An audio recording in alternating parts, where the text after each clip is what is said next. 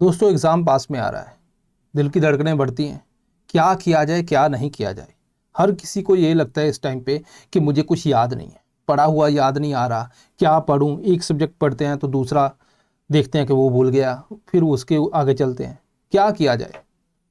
ऐसे में टेंशन होना लाजमी है, चाहे वो स्टूडेंट जिसका अगले साल रैंक 1 आएगा, चाहे वो जिसका रैंक 100 आएगा, चाहे वो जिसका रैंक 500 आएगा। हर एक को उतनी ही टेंशन है जितनी आपको भी टेंशन है। हो सकता है उन रैंक में से आप भी हो। लेकिन सवाल यह है कि इस प्रेशर के अंदर लास्ट में ऐसा क्या करना चाहिए कि जिससे हमारी परफॉर्मेंस बेटर हो जाए। हमारा बेसिकली यही एक तरीका होता है, यही एक आइडिया होता है कि पहले से बेटर होना है। अब यहाँ पे अगर मैं देखूँ तो इफेक्टिवली अपने पास कितने दिन है? 10 डेज है। ठीक है, कि मतलब बाकियों को मैं एक दो ऊपर नीचे कर देते हैं, बस 10 दिन है टोटल। तो 10 दिन के अंदर हम ऐसा क्या कर सकते हैं कि जिससे जो है हमारी परफॉर्मेंस इंक्रीज हो जाए। देखिए, अगर आप यहाँ पे देखोगे, लेट्स से कि मैं यहाँ पे सब्जेक्ट के नाम देता हूँ, ज्योग्राफी है, हिस्ट्री है, ठीक है, पॉलिटी है, इकोनॉमी। इन सब्जेक्ट को अलग रख लो। दूसरी साइड के ऊपर आपका क्या आ जाएगा? इन्वायरमेंट आ जाएगा, साइंस एंड टेक आ जाएगा, फिर उसके बाद आईआर आ जाएगा, मैपिंग आ जाएगी, करंट अफेयर जो भी आप यहाँ पे देखते हो। ये दोनों की अगर मैं यहाँ पे यूपीएससी के अंदर देखूँ तो अप्रॉक्सीमेटली 50-50 यहाँ पे परसेंटेज होती है। मे बी किसी में 55 आ जाए, 45 आ जाए, तो अप्रॉक्सीमेटली 50-50 होती है। सवाल ये है कि इसके ऊपर आपने कितना फोकस किया। यहाँ पे आपको 20 से 25 क्वेश्चन ऐसे आते हैं जो आपकी जनरल अंडरस्टैंडिंग के ऊपर होते हैं। यहाँ पे आपको कोई ज़्यादा फोकस नहीं करना चाहिए कि बहुत ज़्यादा कुछ करने की जरूरत नहीं है, कुछ इतना रटिफिकेशन या कुछ भी नहीं है। ये एक टेक्निकल है। तो ये जो टेक्निकल है, जिसके अंदर क्या है, हमें एक सेंस आता है, ये ज़्यादा मैटर यहाँ पे स्किल का होता है। तो इसीलिए इस कंपार्टमेंट में स्कोरिंग अच्छी हो जाती है। अब यहाँ पे मान लीजिए आपको साइंस एंड टेक एनवायरनमेंट अगर नहीं किया तो आप स्लीपी के ऑलरेडी अवेलेबल हैं, जो अपना रैपिड रिवीजन। रैपिड रिवीजन के अंदर क्या है कि भाई जैसे मान लो साइंस एंड टेक है, 10 घंटे के अंदर मैंने पूरी कवर करवाई हुई है, you can watch that. Sleepy की वेबसाइट के ऊपर जाके आप इसका एक्सेस ले सकते हो। आईआर का भी है, मैपिंग की भी यहाँ पे है। तो अगर कोई वीक है, अब इसमें क्या होता है कि आप बोलोगे सर उसमें क्या हम उसको रिवाइज कर लें या कुछ कर लें, क्या हो जाएगा उससे? उससे बेसिकली बेनिफिट हो जाएगा कि आपको जो ईजी क्वेश्चन आएंगे वो आपके गलत नहीं होंगे। ठीक है। दूसरी बात यह है कि अब चाहे आप कहीं से भी करो, मैं ये नहीं कहता कहीं से भी करो, बट आपको यहाँ पे इक्वल फोकस देने की जरूरत है। यूपीएससी में 2 मार्क्स आ गए तो इसका मतलब ये नहीं कि यहाँ से 2 मार्क्स का आएगा तो उसको ज़्यादा यूपीएससी प्रेफर, ऐसा नहीं है। 2 मार्क्स ही हैं, यहाँ पर का क्वेश्चन ज़्यादा प्रेफर किया जाएगा, यहाँ का नहीं, ऐसा कुछ भी नहीं है।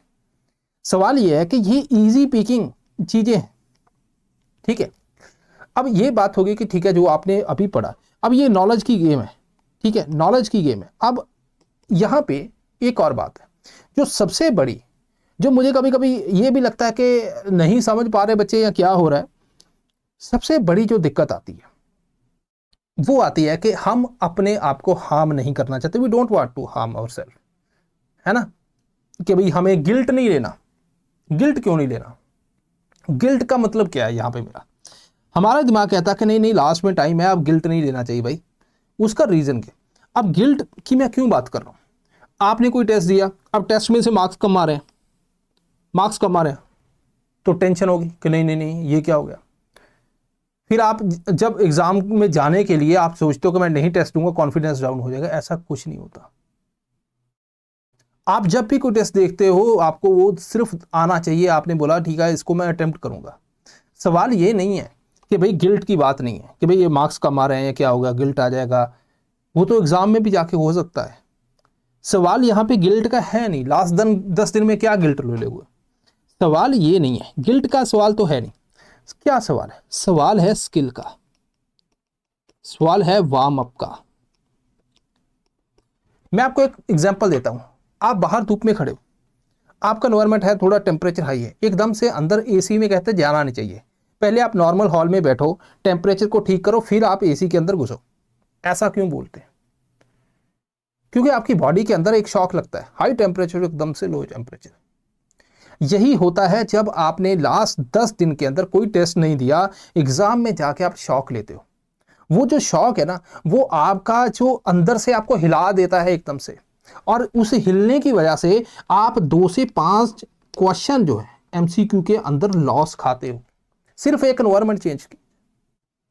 मतलब ये तो एक माइनस, मतलब 10 मार्क्स मेरे वैसे ही चले गए। क्यों गए? क्योंकि मैंने अपनी बॉडी का वार्म अप ही नहीं किया। एक एथलीट है, सोचो वो सीधा हुसैन बोल्ट सीधा मुंह धो के भागना शुरू कर दे कि भाई मैं 100 मीटर जीतूंगा, नहीं ना, बॉडी को वार्म अप चाहिए। वो वार्म अप करते हैं, उसके बाद जाके वो दौड़ते हैं। लेकिन आपका वार्म अप क्या है? आपको नॉलेज है, आपने याद कर लिया, रट्टा लगा लिया, सब कुछ हो गया, लेकिन स्किल कहाँ है?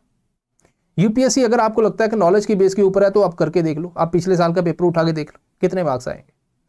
सवाल ये है, ऐसे क्वेश्चन आपको सॉल्व करने पड़ेंगे जो आपने कभी देखे नहीं, लेकिन आप जनरल अंडरस्टैंडिंग से करते हो। जनरल अंडरस्टैंडिंग बिल्ड होती है जो आपने सारा साल पढ़ा, उसी से आती। तो मतलब आपके पास नॉलेज है लेकिन उसको अप्लाई नहीं कर पाए, तो क्या ऐसी नॉलेज का क्या फायदा? फिर वही 85 86 मार्क्स लेके, 80 मार्क्स लेके, 75 इतने ही लेके वापस आ जाते हैं। ये जो 10 दिन है, 10 दिन लास्ट वाले छोड़ दो, उसके अंदर कुछ नहीं, 10 दिन के अंदर एटलीस्ट आप 7 to 8 मॉक दो, फुल लेंथ टेस्ट। आपके कितने सही होते हैं कितने नहीं, एक दिया काम खत्म, फिर अपना रिवाइज करते रहो सारा दिन, फिर एक दिया फिर काम खत्म।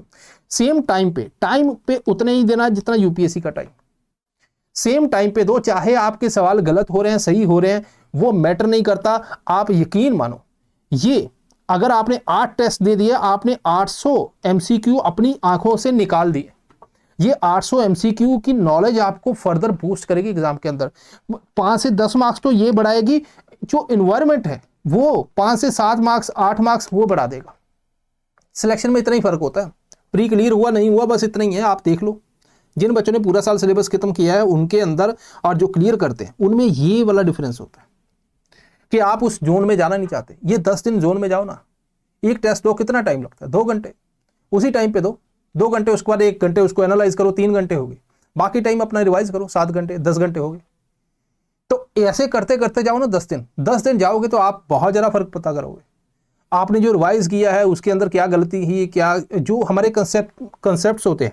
अब मैं आपको एक बात बताता हूँ, मान लीजिए कोई चीज़ है, मैंने बोला कि ठीक है यार ये ब्लैक होल है, उसको डिटेक्ट नहीं कर सकते हम डायरेक्टली, तो आपने बोला यार सर ने इनडायरेक्टली डिटेक्ट कर सकते हैं। तो अब फासला क्या है, डायरेक्टली इनडायरेक्टली? आप एग्जाम में चले गए तो आपने देखा कि यार यहाँ पे सर ने बोला था डिटेक्ट नहीं कर सकते, वहाँ पे इनडायरेक्टली लिखा था, आपने गलत कर दिया और घर में आ गए। फिर आपने देखा सर ने सर ने तो इनडायरेक्टली बोला था, मैं वहां से गलती कर गया। ये जो छोटी सी डिस्टिंक्शन है, जिस दिन मैंने लेक्चर लिया होगा आपको शाम तक याद होगी, अगले दिन तक याद होगी, उसके बाद अब एग्जाम के टाइम पे नहीं याद। ये एमसीक्यू आपको वो चीजें याद करवाते हैं। 800 एमसीक्यू निकाल दो हर रोज, 100 करके 8। जब 8 निकल जाएंगे तो आपका कॉन्फिडेंस अलग लेवल पे जाएगा। आप कहोगे ठीक है नॉलेज, आप एग्जाम में जाओगे ना तो आपको लगेगा मुझे कुछ नहीं आता, एग्जाम में जाके आपको वहां पे भी कुछ याद नहीं आएगा, लेकिन जब क्वेश्चन देखते जाओगे तो अपने आप सॉल्व होते हैं। यही तो यूपीएससी की ब्यूटी है। वहां पे कुछ ऐसा नहीं है कि जो आपने याद किया वहां पे जाके सीधा रख दिया। वो क्वेश्चन ऐसा वो पूछता है कि आपको लगता है मैंने पढ़ा नहीं, लेकिन मेरी अंडरस्टैंडिंग जो है उसके बेस के ऊपर मैं इसका आंसर निकाल रहा हूं। ये काम करना ही करना है, साथ में रिवाइज करो, एमसीक्यू करो। अब यहाँ पे क्या था, रिवीजन सारा दिन कैसे कर लोगे आप सुबह से लेकर शाम तक रिवीजन कर नहीं सकते। आप सुबह 2-3 घंटे लगाओ, फिर टेस्ट दो, फिर उसको एनालाइज करो। जब आपके बीच में टाइम होता है एमसीक्यू को देखो ना, रात को देखोगे एमसीक्यू, आपको नींद नहीं आएगी, यकीन मानना। क्यों नहीं आएगी? बिकॉज आपको लगेगा यार ये तो काम मुझे मेरा गलत हो रहा है, तो वो आपको सोने नहीं देगा। और ये 10 दिन आप सोने नहीं देगी जो चीज, उसको फोकस करो।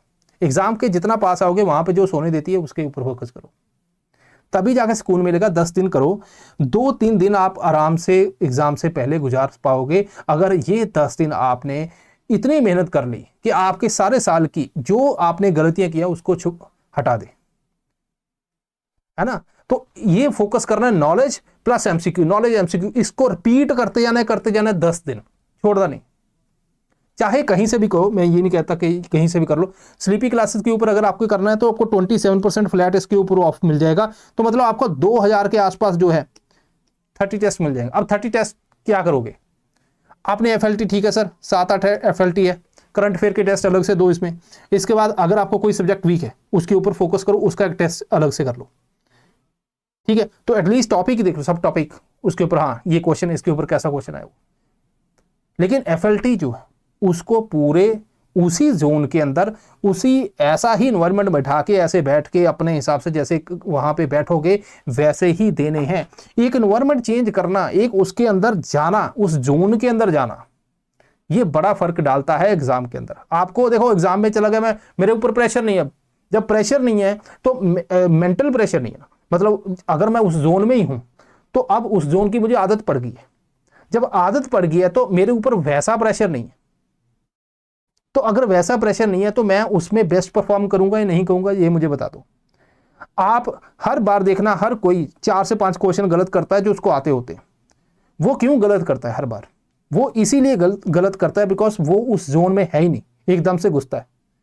तो अगर आप उस जोन में होगे तो आपको आदत पड़ जाएगी और आप वहां पे वो 4 से 5 क्वेश्चन गलत नहीं करोगे, जिसकी वजह से आपके 10 से 12 मार्क्स इंप्रूव हो जाएंगे। इतने काफी होते हैं प्री को क्लियर करने। तो ये एक बात है जो आपको माननी चाहिए, चाहे कहीं से भी करो। स्लीपी का मैंने इसलिए बोला बिकॉज ये है ही बहुत सस्ता, 2000 में आजकल कौन टेस्ट सीरीज देता है आपको, ठीक है। तो ये आप टेस्ट सीरीज इसको बाय कर सकते हो आप वेबसाइट के ऊपर या यहाँ पे कॉल करके।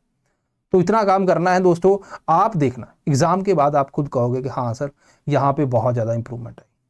सो दिस इज ऑल, मिलते हैं नेक्स्ट टाइम, थैंक यू।